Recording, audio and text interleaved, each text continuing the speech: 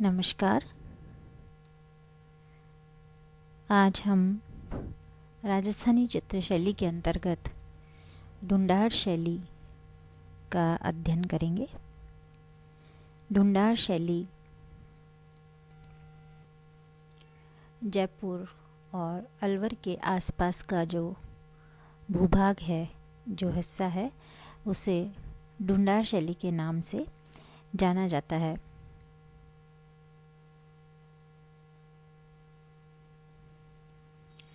जयपुर और अलवर के अधिकांश भूभाग को ढूंढाड़ शैली कहा जाता है। यहाँ मरु के टीले, ढूंढ नदी और प्राचीन काल में ढूंढ नामक राक्षस के कारण इस क्षेत्र का नाम ढूंढाड़ पड़ा। इस शैली के अंतर्गत अलवर, जयपुर, शेखावटी एवं उनियारा को सम्मिलित किया गया है।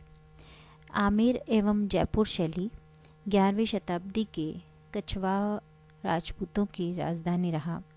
यह 1600 से लेकर 1614 ईस्वी में आमेर की छत्रियों में सर्वप्रथम चित्र उपलब्ध होते हैं। 1625 से 1667 ईस्वी में राजा मिर्जा जयसिंह के दरबार में बिहारी जैसे प्रसिद्ध कवि रहे, जिन्होंने रीतिकालीन संगीत एवं चित्र को बढ़ावा दिया। सन 1727 ईस्वी में महाराजा सवाई जयसिंह ने जयपुर शहर का निर्माण करवाया, जहां महलों एवं हवेलियों में चित्रकला का वास्तविक स्वरूप दिखाई देता है। इसी दरबार में गलता जी का मंदिर, सिसोदिया रानी का महल, चंद्र महल अपनी कला कुशलता और चित्रकला के लिए प्रसिद्ध।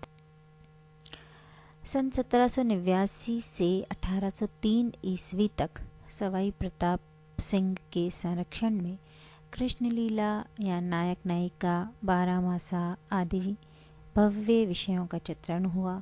इस प्रकार यह शैली मुगल प्रभाव से आगे बढ़ी और अंत में इस पर कंपनी शैली का प्रभाव भी दिखाई देता है।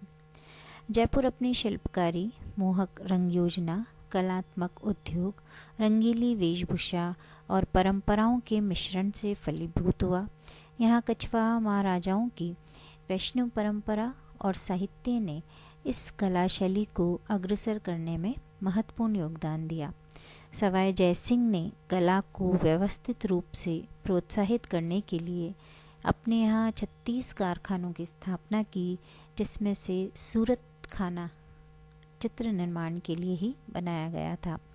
इसी समय रसिक प्रिया, गीत गोविंद, कवि प्रिया, बारहमासा, रागमाला, नवरस आदि के भव्य चित्र भी इस शैली में बनाए गए।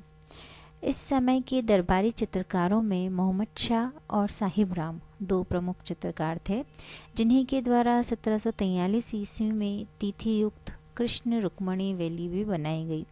सवाई माधो सिंह के समय चित्र के साथ रंग बिरंगे मोती, लाख, लकड़ी की मणियाँ आदि को चिपकाकर अलंकृत मणिकुट्टिम चित्रण कार्य भी किया जाने लगा था।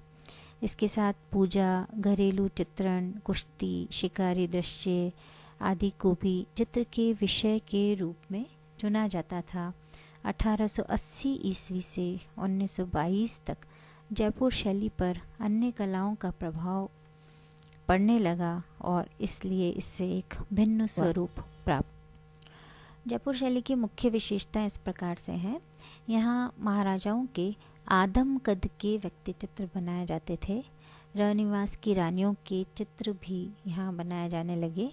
नृत्यांगनाओं, गायिकाओं, दासियों और अन्य स्त्रियों के चित्र भी इस शैली में बहुतायत से बनाए गए हैं।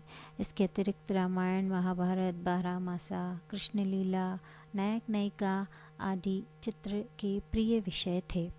होली, दिवाली, जुलूस, शिकार आदि भी बनाए जाते थे।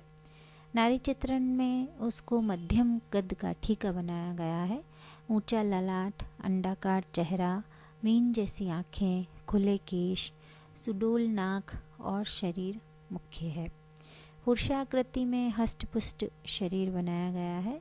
मध्यम कद है, ऊंचा ललाट, गोल चेहरा, मोटे अधर, कंधों तक लटके हुए केश, दाढ़ी मूछ और पगड़ी बनाई गई।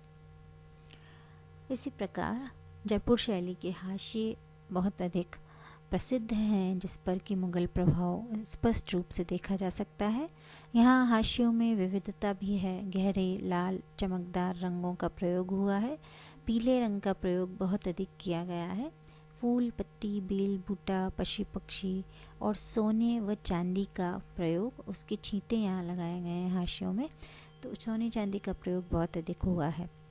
वस्त्र और प्रकृति के दृश्यों में अन्य राजस्थानी चित्रण के साथ साथ मुग़ल कला का प्रभाव भी स्पष्ट रूप से देखा जा सकता है। स्त्रियों में चोली, घाघरा, ओढ़नी, पुरुषों में जामा, पटका, पगड़ी, गले व हाथों में कड़े जिसमें मोतियों की माला, भुजबंद आदि को चित्रित किया गया है। प्राकृतिक चित्रण में रात्रि दृश्यों में सुनहरा रंग बनाया गया है। लताएं, पक्षी, उद्यान में आम, कदम, पीपल आदि के वृक्षों को अधिक चित्रित किया गया है और इनमें वक्र रेखाओं का प्रयोग भी अधिक हुआ है। तो इस प्रकार जयपुर